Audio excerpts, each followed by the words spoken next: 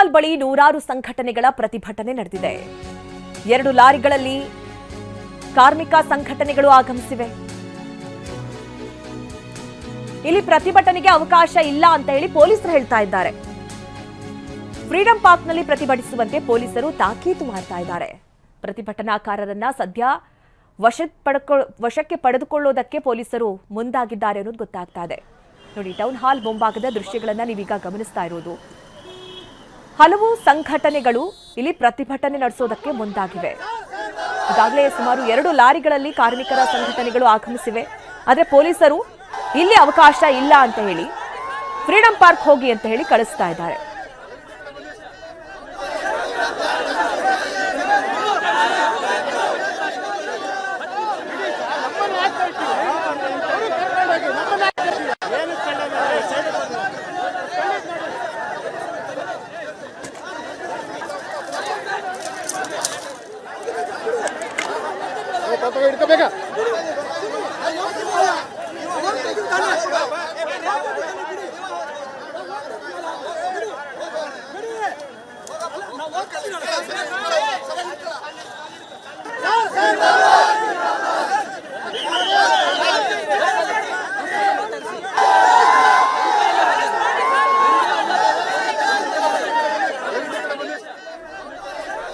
ಇದು ಕಾರ್ಮಿಕ ಸಂಘಟನೆಗಳ ಆಕ್ರೋಶ ನೋಡ್ತಾ ಇದ್ದೀವಿ. ಪೊಲೀಸರು ಹಾಗೆ ಅಲ್ಲಿ ಪ್ರತಿಭಟನಾಕಾರರ ನಡುವೆ ಆಗ್ತಾ ಇರುವಂತಹ ವಾಗ್ವಾದ. ಒಂದು ಕಡೆ ಹಲವು ಬೇಡಿಕೆಗಳಿಗೆ ಈಗ ಕಾರ್ಮಿಕ ಸಂಘಟನೆಗಳು ಸರ್ಕಾರದ ಮುಂದೆ ತಮ್ಮ ಒತ್ತಾಯವನ್ನ ಮಂಡಿಸ್ತಾ ಇವೆ. ಹೀಗಾಗಿ ಪ್ರತಿಭಟನೆ ಮಾಡೋದಕ್ಕೆ ಅಂತೇಳಿ ಇವತ್ತು ಟೌನ್ ಹಾಲ್ ಮುಂಭಾಗಕ್ಕೆ 2 ಲಾರಿಗಳಲ್ಲಿ ನೂರಾರು ಸಂಘಟನೆಗಳು ಆಗಮಿಸಿರೋದು. ಆದರೆ ಟೌನ್ ಹಾಲ್ ಮುಂಭಾಗದಲ್ಲಿ ಪ್ರತಿಭಟನೆಗೆ ಅವಕಾಶ ಇಲ್ಲ. ಈಗಾಗಲೇ ಸಾಕಷ್ಟು ಸಂಖ್ಯೆಯಲ್ಲಿ ಪೊಲೀಸರು ಕೂಡ ಅಲ್ಲಿದ್ದಾರೆ. ಆನೇಕಲ್ನಲ್ಲಿ ತೀವ್ರಗೊಂಡಿದೆ ಕಾರ್ಮಿಕರ ಪ್ರತಿಭಟನೆ. ಓಪನ್ ಆಗಿದ್ದ ಕಂಪನಿಗೆ ಮುತ್ತಿಗೆ ಹಾಕೋದಕ್ಕೆ ಪ್ರಯತ್ನ ಮಾಡಿದ್ದಾರೆ ಪ್ರತಿಭಟನಾಕಾರರು. ಜಿಗಡಿ ಮುಖ್ಯ ರಸ್ತೆಯಲ್ಲಿನೇ ಓಪನ್ ಆಗಿದ್ದಂತಹ ಕಂಪನಿ ಮುಂಭಾಗ ಪ್ರತಿಭಟನಾಕಾರರು ಜಮಾಯಿಸಿದ್ದಾರೆ. ನೋಡಿ, ಪ್ರತಿಭಟನಾಕಾರರು ತಮ್ಮ ಆಕ್ರೋಶವನ್ನ ಹೊರ ಹಾಕ್ತಾ ಇರುವಂತಹ ರೀತಿ. ಅಖಿಲ ಭಾರತ ಸಾರ್ವತ್ರಿಕ ಮುಷ್ಕರ. ನೂರಾರು ಸಂಘಟನೆಗಳು ಈಗ ಪ್ರತಿಭಟನೆಗಿಳಿದಿವೆ. ವಿವಿಧ ಬೇಡಿಕೆಗಳನ್ನ ಸರ್ಕಾರದ ಮುಂದಿಟ್ಟಿವೆ. ಆದಷ್ಟು ಬೇಗ ಸರ್ಕಾರ ಇದಕ್ಕೆ ಪ್ರತಿಕ್ರಿಯಿಸಬೇಕು, ಸ್ಪಂದಿಸಬೇಕು. ಹೀಗಾಗಿ ಹಲವು ಕಡೆಗಳಲ್ಲಿ ನಡೀತಾ ಇರುವಂತಹ ಪ್ರತಿಭಟನೆ. ಆನೇಕಲ್ನಲ್ಲೂ ಕೂಡ ಓಪನ್ ಆಗಿದ್ದಂತಹ ಕಂಪನಿಗೆ ಮುತ್ತಿಗೆ ಹಾಕುವಂತಹ ಪ್ರಯತ್ನವನ್ನ ಮಾಡಿದ್ರು. ಇಲ್ಲಿ ಬೆಂಗಳೂರಿನಲ್ಲಿ ಟೌನ್ ಹಾಲ್ ಮುಂಭಾಗ. ಈ ಬಗ್ಗೆ ಹೆಚ್ಚಿನ ಡೀಟೇಲ್ಸ್ ಅನ್ನ ನೀಡ್ತಾರೆ ನಮ್ಮ ಪ್ರತಿನಿಧಿ ಲಕ್ಷ್ಮೀ ನರಸಿಂಹ. ನೇರ ಸಂಪರ್ಕದಲ್ಲಿ ನಮ್ಮನ್ನ ಜಾಯ್ನ್ ಆಗ್ತಾ ಇದ್ದಾರೆ ಟೌನ್ ಹಾಲ್ ಮುಂಭಾಗದಿಂದ. ಲಕ್ಷ್ಮೀ ನರಸಿಂಹ, ಈಗಾಗಲೇ ಗಮನಿಸ್ತಾ ಇರುವ ಹಾಗೆ ಸಾಕಷ್ಟು ಸಂಖ್ಯೆಯಲ್ಲಿ ಜನ ಸೇರಿದ್ದಾರೆ, ಪ್ರತಿಭಟನೆಗೆ ಮುಂದಾಗಿದ್ದಾರೆ. ಆದ್ರೆ ಪೊಲೀಸರು ಅವರನ್ನ ತಡೀತಾ ಇದ್ದಾರೆ. ಅವರ ಬೇಡಿಕೆಗಳೇನು, ಸದ್ಯದ ಪರಿಸ್ಥಿತಿ ಯಾವ ರೀತಿ ಕಂಡು ಬರ್ತಾ ಇದೆ? ಲಕ್ಷ್ಮೀ ನರಸಿಂಹ. ಕೇಂದ್ರದ ಕಾರ್ಮಿಕ ನೀತಿಯನ್ನ ರದ್ದು ಮಾಡಬೇಕು ಅಂತೇಳಿ ಮತ್ತೆ ನರೇಗಾದಲ್ಲಿ ಯಾವುದೇ ರೀತಿ ಬದಲಾವಣೆ ಮಾಡಬಾರ್ದು ಅಂತೇಳಿ ಬೆಂಗಳೂರಿನ ಟೌನ್ ಹಾಲ್ ಬಳಿ ಕಾರ್ಮಿಕ ಸಂಘಟನೆ ಜೆಸಿಟಿ ಪ್ರತಿಭಟನೆ ಮಾಡಕ್ಕೆ ಸಜ್ಜಾಗಿರ್ತಕ್ಕಂಥ ಈಗ ನೋಡ್ತಾ ಇದ್ದಾರೆ. ಸದ್ಯದಲ್ಲೇ ಇದೆ, ಸ್ಥಳದಲ್ಲೇ ಇದೀನಿ. ಒಂದು ರೀತಿ ಉದ್ವಿಗ್ನ ಪರಿಸ್ಥಿತಿ ಕೂಡ ನಿರ್ಮಾಣ ಆಗಿದೆ ಸ್ಥಳದಲ್ಲಿ. ಬೆಂಗಳೂರಿನ ಟೌನ್ ಹಾಲ್ ಮುಂಭಾಗ ಏನು ಸಂಖ್ಯೆಯಲ್ಲಿ ಕಾರ್ಮಿಕ ಸಂಘಟನೆಯ ಪದಾಧಿಕಾರಿಗಳು ದೌಡಾಯಿಸಿದ್ದಾರೆ.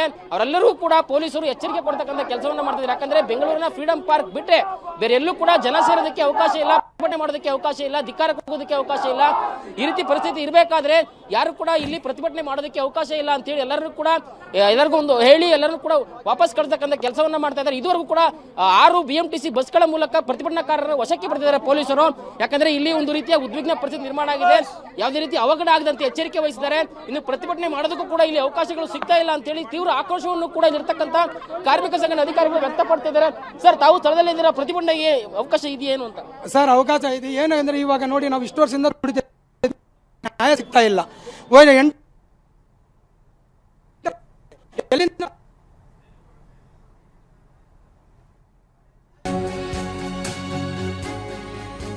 ಇಂದು ಭಾರತ್ ಬಂದ್ಗೆ ಕರೆ ನೀಡಿವೆ ಸಂಘಟನೆಗಳು. ಟೌನ್ ಹಾಲ್ ಬಳಿ ಪ್ರತಿಭಟನಾಕಾರರ ತಳ್ಳಾಟ, ನೂಕಾಟ ನಡೀತಾ ಇದೆ. ಕೈ ಕಾಲು ಹಿಡಿದು ಎಳೆದಾಡ್ತಾ ಇದ್ದಾರೆ. ಪೊಲೀಸರು ಅವರನ್ನ ಚದುರಿಸುವಂತಹ ಪ್ರಯತ್ನವನ್ನ ಮಾಡ್ತಾ ಇದ್ದಾರೆ. ಟೌನ್ ಹಾಲ್ ಸುತ್ತಮುತ್ತ ಉದ್ವಿಗ್ನ ಪರಿಸ್ಥಿತಿ ನಿರ್ಮಾಣ ಆಗಿದೆ. ನೋಡಿ, ಇಂದು ಭಾರತ್ ಬಂದ್ಗೂ ಕೂಡ ಕರೆ ನೀಡಿವೆ ಸಂಘಟನೆಗಳು. ವಿವಿಧ ಬೇಡಿಕೆಗಳನ್ನ ಮುಂದಿಡ್ತಾ ಇದ್ದಾರೆ. ಕಾರ್ಮಿಕ ನೀತಿಗಳನ್ನ ಬದಲಾಯಿಸಬೇಕು, ಅದರ ಜೊತೆಯಲ್ಲಿ ನರೇಗಾ ಹೆಸರು ಬದಲಾವಣೆ ವಿಚಾರಕ್ಕೆ ಸಂಬಂಧಪಟ್ಟಂತೆಯೂ ಕೂಡ ಆಕ್ರೋಶವನ್ನ ವ್ಯಕ್ತಪಡಿಸ್ತಾ ಇವೆ ಸಂಘಟನೆಗಳು. ಟೌನ್ ಹಾಲ್ ಮುಂಭಾಗದಲ್ಲಿ ಸಾಕಷ್ಟು ಸಂಖ್ಯೆಯಲ್ಲಿ ಪ್ರತಿಭಟನಾಕಾರರು ತಮ್ಮ ಆಕ್ರೋಶವನ್ನ ಹೊರಹಾಕ್ತಾ ಇದ್ದಾರೆ.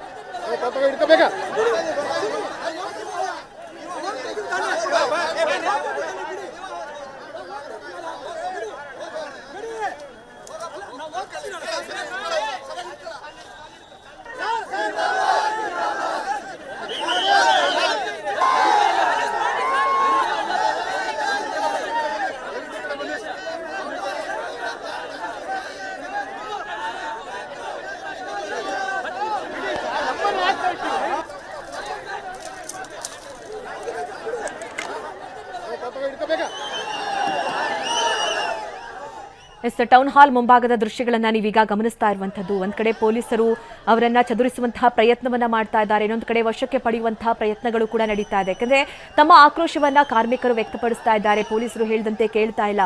ಒಂದ್ ಕಡೆ ಪೊಲೀಸರು ತಾಕೀತನ್ನ ಮಾಡ್ತಾ ಇದ್ದಾರೆ, ಫ್ರೀಡಂ ಪಾರ್ಕ್ ನಲ್ಲಿ ನಿಮ್ಗೆ ಅವಕಾಶ ಇದೆ, ಅಲ್ಲಿ ಹೋಗಿ ಪ್ರತಿಭಟನೆ ಮಾಡಿ ಅಂತ.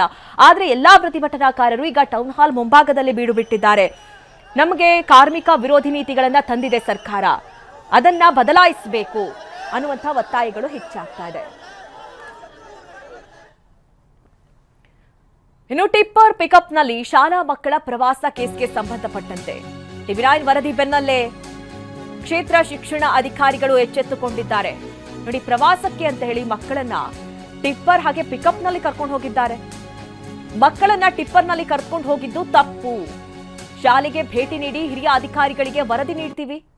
ಪ್ರಭಾರ ಮುಖ್ಯ ಶಿಕ್ಷಕ ಕಿರಣ್ಗೆ ನೋಟಿಸ್ ಅನ್ನ ಕೊಡ್ತೇವೆ. ಇಕೋ ಕ್ಲಬ್ ಕಾರ್ಯಕ್ರಮಕ್ಕೆ ಕರ್ಕೊಂಡು ಹೋಗಲಾಗಿದೆ. ಈ ಕಾರ್ಯಕ್ರಮಕ್ಕೆ 9,000 ರೂಪಾಯಿ ಅನುದಾನ ಇದೆ. ಈ ಬಗ್ಗೆ ಟಿವಿ9ಗೆ ಕ್ಷೇತ್ರ ಶಿಕ್ಷಣ ಅಧಿಕಾರಿ ತಾರಾ ಕೇಸರಿ ಹೇಳಿಕೆಯನ್ನ ಕೊಟ್ಟಿದ್ದಾರೆ. ನೋಡಿ, ದೃಶ್ಯಗಳನ್ನ ಕೂಡ ಗಮನಿಸ್ತಾ ಇದ್ರಿ. ಮಕ್ಕಳನ್ನ ಯಾವ ರೀತಿ ಟಿಪ್ಪರ್ ವಾಹನದಲ್ಲಿ, ಪಿಕಪ್ ವಾಹನದಲ್ಲಿ ಪ್ರವಾಸಕ್ಕೆ ಕರ್ಕೊಂಡು ಹೋಗಿದ್ರು. ಈ ವಿಡಿಯೋ ವೈರಲ್ ಆಗ್ತಾ ಇದ್ದಂತೆ ಭಾರಿ ಆಕ್ರೋಶ ಕೂಡ ವ್ಯಕ್ತವಾಯಿತು. ಟಿವಿ9 ಕೂಡ ಈ ಬಗ್ಗೆ ವರದಿಯನ್ನ ಪ್ರಸಾರ ಮಾಡಿತ್ತು. ಈಗ ಈ ಬಗ್ಗೆ ಟಿವಿ9ಗೆ ಕ್ಷೇತ್ರ ಶಿಕ್ಷಣ ಅಧಿಕಾರಿಗಳೇ ರಿಯಾಕ್ಟ್ ಮಾಡಿದ್ದಾರೆ.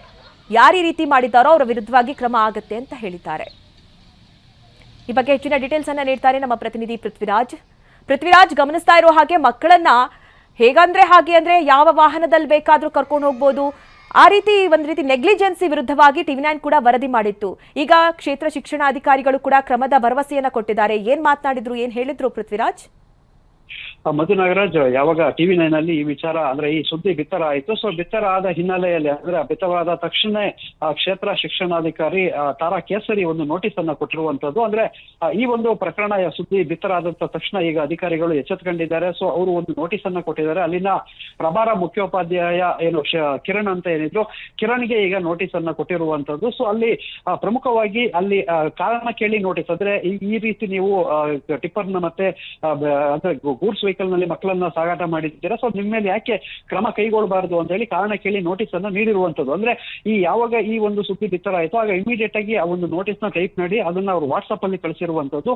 ಇನ್ನು ಖುದ್ದು ಕೈಯಲ್ಲೇ ಹೋಗಿ ಕೊಡ್ತೀವಿ, ಅಂದ್ರೆ ಖುದ್ದು ಅವರ ಕೈಗೆ ನೋಟಿಸ್ ಅನ್ನ ಕೊಡ್ತೀವಿ ಅಂತ ಟಿವಿ9ಗೆ ಕ್ಷೇತ್ರ ಶಿಕ್ಷಣಾಧಿಕಾರಿ ತಾರಾ ಕೇಸರಿ ಅವರು ಮಾಹಿತಿಯನ್ನ ಕೂಡ ನೀಡಿರುವಂತದ್ದು. ಅಂದ್ರೆ ಪ್ರಮುಖವಾಗಿ ಅವ್ರು ಹೇಳ್ತಾ ಏನೋ ಹೇಳಿದ್ರೆ 9,000 ರೂಪಾಯಿ ಅಂದ್ರೆ ಎಕೋ ಕ್ಲಬ್ ಅಂತ ಹೇಳಿ ಒಂದು ಸರ್ಕಾರಿ ಶಾಲೆಯಲ್ಲಿ ಮಕ್ಕಳಿಗೆ ಒಂದು ಹಸಿರೀಕರಣಕ್ಕೆ ಸಂಬಂಧಪಟ್ಟಂತ ಅಧ್ಯಯನದ ಪ್ರವಾಸ ಇರುತ್ತೆ. ಆ ಪ್ರವಾಸಕ್ಕೆ 9,000 ರೂಪಾಯಿ ಒಂದು ಅನುದಾನವನ್ನ ಕೂಡ ಮೀಸಲಿಟ್ಟಿರ್ತಾರೆ. ಸ್ಥಳೀಯ ಯಾವ್ದಾದ್ರು ಫಾರ್ಮ್ಗಳಿರ್ಬೋದು, ಇಲ್ಲ ಯಾವ್ದಾದ್ರು ತೋಟ ಗದ್ದೆ ಇಂಥ ಕಡೆ ಕರ್ಕೊಂಡು ಹೋಗಿ ಹಸಿರುಕರಣದ ಪರಿಚಯವನ್ನ ಮಾಡುವಂತ ಕಾರ್ಯಕ್ರಮ ಇದಾಗಿರುತ್ತೆ. ಸೊ ಇಲ್ಲಿಗೆ 9,000 ಅನುದಾನ ಇದ್ರೂ ಕೂಡ ಅವರು ಅದನ್ನು ಬಳಸದೆ, ಅದನ್ನ ಪಡೆದುಕೊಳ್ಳದೆ ಈ ರೀತಿ ಟಿಪ್ಪರ್ ನಲ್ಲಿ ಯಾಕೆ ಕರ್ಕೊಂಡು ಹೋದ್ರು ಅನ್ನೋ ನಿಟ್ಟಿನಲ್ಲೂ ಈಗ ಶಾಲೆಗೆ ಖುದ್ದು ಭೇಟಿ ನೀಡಿ ವಿಚಾರಿಸ್ತೀನಿ ಅಂತ ಅವರು ಹೇಳಿರುವಂತದ್ದು. ಮತ್ತೆ ಉಳಿದಂತೆ ಆ ಒಂದು ಶಾಲಾ ಶೈಕ್ಷಣಿಕ ಪ್ರವಾಸಕ್ಕೆ ಮಾತ್ರ ಮಾತ್ರ ಅನುಮತಿಯನ್ನ ಪಡಿಬೇಕಾಗತ್ತೆ. ಇಂತಹ ಎಕೋ ಕ್ಲಬ್ ಕಾರ್ಯಕ್ರಮಗಳಿಗೆ ಅನುಮತಿಯನ್ನ ಪಡಿಬೇಕಾಗಿಲ್ಲ. ಸೊ ಅದರಿಂದ ಅವರಾಗೆ ಹೋಗಿದ್ದಾರೆ, ನಮ್ ಗಮನಕ್ಕೆ ಬಂದಿಲ್ಲ. ಸೊ ಗಮನಕ್ಕೆ ಬಂದ ತಕ್ಷಣ ಈಗ ನೋಟಿಸ್ ಕೊಟ್ಟಿದ್ದೀವಿ, ಮತ್ತೆ ಅಲ್ಲಿ ಹೋಗಿ ನಾನೇ ಖುದ್ದು ಅಲ್ಲಿ ಏನಾಗಿದೆ ಅನ್ನೋದನ್ನ ಮಕ್ಕಳ ಜೊತೆ ಕೂಡ ಮಾತಾಡಿ ನಂತರ ಒಂದು ವರದಿಯನ್ನ ಹಿರಿಯಾಧಿಕಾರಿಗಳಿಗೆ ಕೊಡ್ತೀನಿ ಅಂತ ಹೇಳಿರುವಂತದ್ದು. ಒಟ್ಟಾರೆ TV9 ನಲ್ಲಿ ಈ ಒಂದು ಸುದ್ದಿ ಪ್ರಸಾರ ಆಗುತ್ತಲೇ ಈಗ ಅಧಿಕಾರಿ ವರ್ಗ ಎಲ್ಲವೂ ಕೂಡ ಈ ಕಡೆ ದೌಡೋಸ್ತಾ ಇರುವಂತದ್ದು. ಮಧುನಾಗ್. ಓಕೆ ಪೃಥ್ವಿರಾಜ್, ಥ್ಯಾಂಕ್ ಯು ನಿಮ್ಮೆಲ್ಲ ಡೀಟೇಲ್ಸ್ಗಾಗಿ.